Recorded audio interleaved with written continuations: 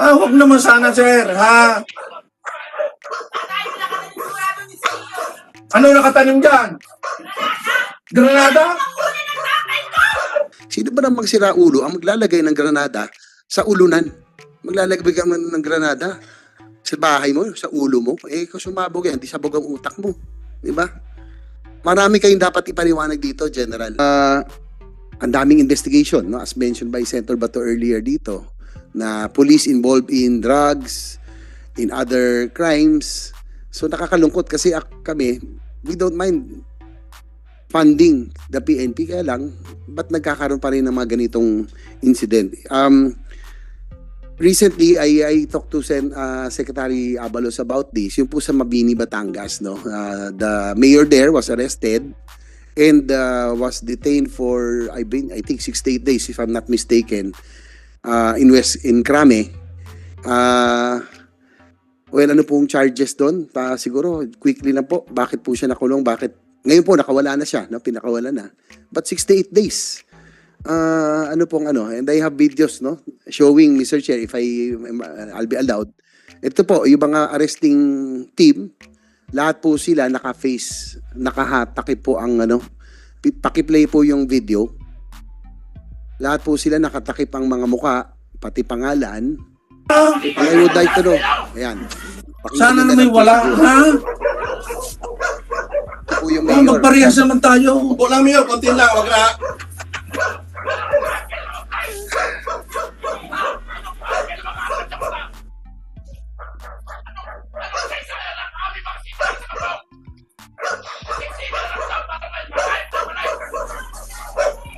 Mayor, upo ka dyan. Upo ka dyan. Upo ka dyan. Pinag-aalala ko, kung may nakatanim na doon sa kapatid ko, may nagtanim na rin dito sa Upo akin. ka lang, Mayor. Upo ka lang. Ha? Sana naman wala naman sanang gayunan. Ha? Ganun nyo, kung kayo yung mga nagtanim sa amin, ipakukulong nyo kami ng walang kasalanan. Huwag naman sana, sir, ha? Ano nakatanim dyan? Granada? Ha? Ha? Granada?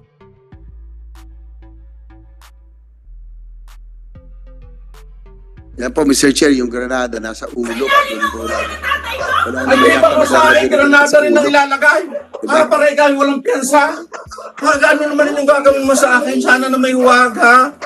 Wala kayong makikita sa akin.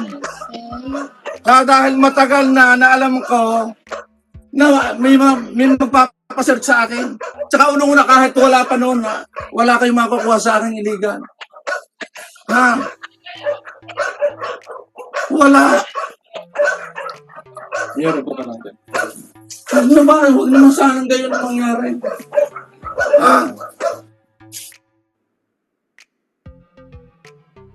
Okay, siguro kata natin. From what I know, information, the reason why the mayor was arrested because of private armed groups, yung PAGs, no? Intel report, may PAGs. Pero as you can see, doon po, talagang parang ni walang armado, ni walang bodyguard, walang resistance, nakita niyo yung itsura ng bahay, di ba? So, I think, although we fund the PNP, we deserve an explanation of these things. We do not want a culture of impunity to continue. Ganun na nga nung past administration ang image. So I guess we have to change that. Your permission, Vice Chair JV, I just want to acknowledge also one of the Vice Chair, Senator Francis Tolentino, our Blue Ribbon and Justice Chair. Morning, sir. Thank you. Thank you, Senator. Sige, Chief MP, February, can you answer? O, siguro si IDG bang nag-ano yan? Sino bang unit ang nag-lead? Yes, sir. The units that operated on this particular operation are the detectives of CIDG, RFU, and CR, together with the Pro 4A element and staff by virtue of search warrant number 23-442, sir, for violation of RA 9516. The search warrant was issued by the RTC, sir. We have with us the director of CIDG, sir. Andito po. Yes, can you, where's the director of CIDG? Can you answer this? Kasi doon pa lang, Mr. Chair, yung pag-arresting unit, lahat nakatakip ang muka, pati mga plates, mga nameplates. Na. Pero siguro, Chief NP, ikaw na lang, okay lang. Anyway, sir, we will continue into this, sir. The CIDG director is at the holding room. Papunta po rito sila, sir. Also, ang ano doon, ang kinaso sa kanya, violation of RA 10591, otherwise known as the Comprehensive Firearms and Ammunitions Regulation Act. No? Kasi tapos nga, yung reported presence of private armed groups. Batangas po ito, CPNP. Kung sa Mindanao po ito, pwede. Pero kung this happened, Batangas, Cavite, wala nang ganito ngayon. In this day and age, Mr. Chair, of social media, matakot lang na mga yan, makasuhan. And I was also given information, natakot po sila. After the arrest of Mayor Villegas of Mabini, Batangas,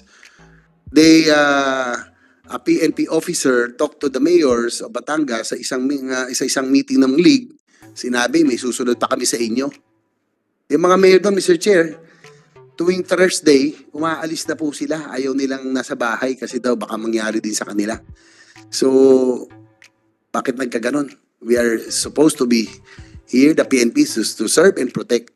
Hindi tayo dapat ang, we do not wish to promote a culture of impunity. Yes, sir.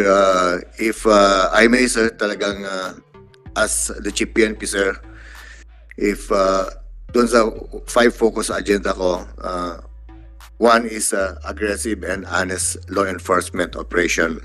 While we want it aggressive, we want also honestly done, because that is one way of getting the trust and confidence of the public, sir. So, Kaya lang, yung manner kasi, Chief PNP, Mr. Chair, consume na ako ng 10 minutes, but I have to, before we leave this, yun na, yung pag-apply po ng search warrant, no? Medyo may, it was applied in Antipolo. No, bakit sa Antipolo RTC nyo in-apply?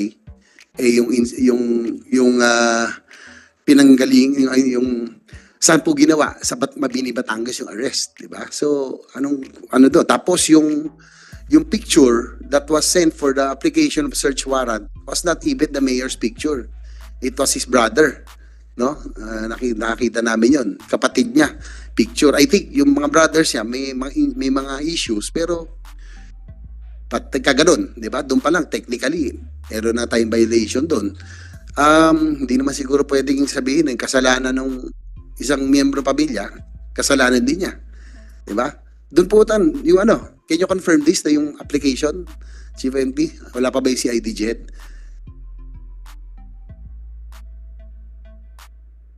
Gerald Karamat, can you answer this? Kayo po ang CIPG ang nag-lead, no? No operation na ito, yung Good morning, Your Honor, sir. Yes, sir, that's correct.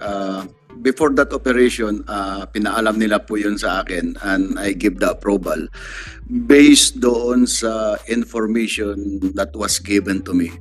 And accordingly, these brothers, marami silang mga dero. Kung matatandaan nyo, sir, one of the suspect, yung kapatid nila is a former police officer who was dismissed from the police service. And the other one was ABC president, maraming complaint. And these brothers are na-validate ng Regional 4A na parang mapapasok na sila, sir, sa PAGS. That's the reason why I give the approval na to conduct, to apply search warrant to those suspects, sir. Regarding doon, sir, sa sinabi nyo kanina na may mga mayors na natatakot, well, ang masasabi ko lang, the PNP enforces the law without fear or favor. Kung hindi nagtatago ng PAGS o hindi nagmi-maintain ng PAGS itong mga mayor na ito, wala po silang dapat katakutan po, sir. So, pero Gerald, sorry to Yes, cut sir. you, no? Sabi ko nga kay Secretary Abalos noon, General Lacorda, if this happened 20 years ago, believable sa Batangas, Cavite, wala nang ganyan ngayon.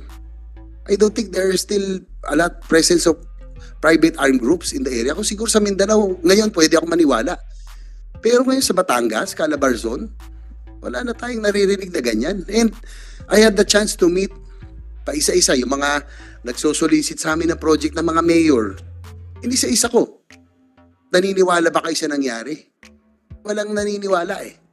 Natakot nga sila. In fact, Thursday pa lang, karamihan sa mayors, umaalis na ng bahay nila dahil ayaw nila mangyari. Yung nangyari kay Mayor Villanueva. Can you answer this? Hindi kayo na General Karamat.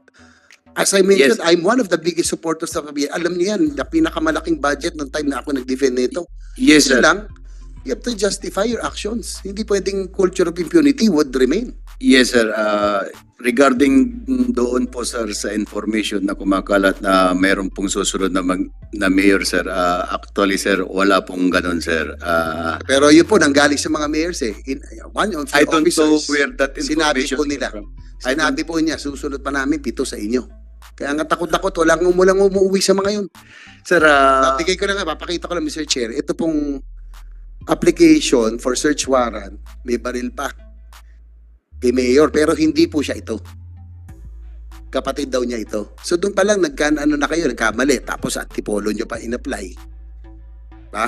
Bakit hindi doon sa place of where the incident happened o yung supposed to be raid sa Batangas? Bakit sa antipolo kailangan mag-apply?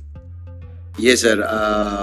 For the purpose of secrecy, sir, so that our operations will not be burned out. I think there's nothing wrong with that, sir. And regarding doon sa mga 7 mayors na susunod daw na i-applyan, sir, as the CIDG director, sir, I can assure you that Get your assurance. Can we get your Yes, sir. assurance na wala Yes, na sir. mangyayari ganyan? yes, sir, unless that in the future they will not commit any mistake, sir, or any violation, sir.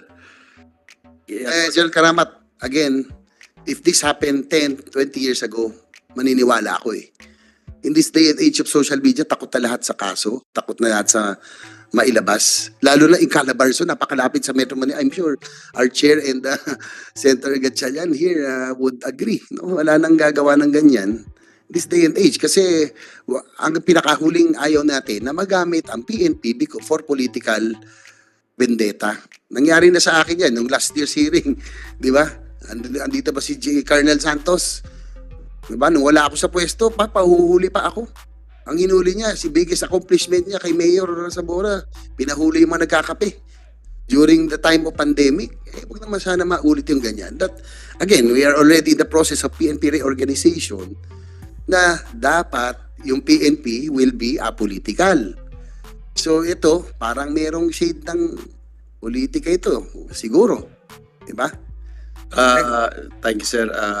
As I said before, sir, we just base our operations based on the validations that these suspects are included in the potential PAGS watch list, sir. But for any other reasons like politics, I don't know these people, sir. So I can assure you, sir, that Also, I don't for the Yes, record, sir. Mr. Chair, I don't even know Mayor Villanueva. Hindi ko kilala yan. Sa Mabini, hindi nga ako nanalo dun eh. Di ba? And tinignan ko yung top 12, ay wala ako. Pero I'm just doing this for Nanalo ka na ngayon, Sen. JB. siguro. Dahil dito sa issue na. Hindi, I'm just saying that, we do not want this to happen. Kasi nga, wag naman sanang gamitin ito sa... Tapos yung pong yung tanong ko lang, why standard operation ba yun na yung mga PNP nakakover yung raiding team, nakamas sila lahat, wala, yung nameplate sila, nakatakip, di ba dapat yan, meron na nga tayong mga body cam eh. So bakit ganun? Lahat po ng nando sa raiding team unit, nakakover po ang lahat ng mata, ang nila, ang mga muka. sir, kung naka-cover naman yung mga mukha, sir, sir, they are equipped with alternate recording device or body-worn camera, sir. Sometimes, may mga intelligence operatives natin, sir, na hindi pwedeng i-divert. And this thing, sir, is being applied also in other countries, especially those who are in the special unit, sir, for their own protection, sir, but not for anything But else. this is already serving a warrant already, General. And nag-conduct kayo ng raid, walang kasamang barangay na witness. So, pwedeng ano mangyayari doon sa loob? Pwede they can plant anything. And yun na pa, Mr. Chair, nakita niyo naman sa video. Sumisigaw yung pamangkin niya dahil lalagyan na ng granada doon sa kabilang bahay. Eh dito rin, granada rin para hindi makapag-bail. Di ba? Kung may tanim bala, alam na natin yung modus na yan, tanim granada para hindi makapag-bail eh. Di ba? And I would like a report on this. Mr. Chair, again, I do not mind supporting the PNP, but we just have to do everything in perspective, in the proper perspective. Di ba? General? Thank you, sir, for bringing out this matter, sir, and I will dig deeper into this matter, and I will submit to your office a comprehensive report about this operation, sir. But Thank he you, was sir. already, na-release na si Mayor for the record, no? I'm aware of also, sir. 68 Yes, sir. days yan, Yes, Mr. sir. Chair. He Yes, was sir. detained for 68 days. Pero ingat naman tayo. We have to improve if we want to have a conducive investment climate, kailangan yung culture of impunity matanggal sa atin. Mr. Chair, thank you. Thank you, Vice Chair JV. Bago I go to the next senator, General, ano po yung sinabi niyong nasa watch list nung malapit na siya maging pag? Could Yes, you- sir. Who makes that watch list? How extensive is the watch list? When do they when can they be considered a pag? Actually, sir, this watch list record, sir, was obtained at the regional 4A, Police Regional Office 4A, and we have this intel community wherein the chairman was the Deputy Regional Director of Operations, Vice Chairman is the Regional Intelligence Divisions, and they have this monthly coordinating meetings regarding this potential bugs or bugs watch list, sir. So, and as I said a while ago, sir, to Honorable Sir Ejercito, sir, that that's the reason why we conducted operations, because they are included in the potential bugs. So it's generated by the region, the intelligence. Pero binavet naman yung intelligence. Yes, sir. Yes, sir. Okay. Sige, salamat po. Likewise, Mr. Chair, before, for information, I find the reso to investigate. Pero if I am satisfied with the report that you will submitting, then I'll ask Senator Bato not to pursue it anymore. Kaya lang, I filed the reso already to investigate this incident. Because this is dangerous, Mr. Chair. We don't want to create this kind of atmosphere, no? That politicians, that PNP, last thing, that the PNP should not be used in any political bickering Activity. activity. Yeah. Thank you, Mr. Chair. Thank you, Vice Chair Senator JV. Just for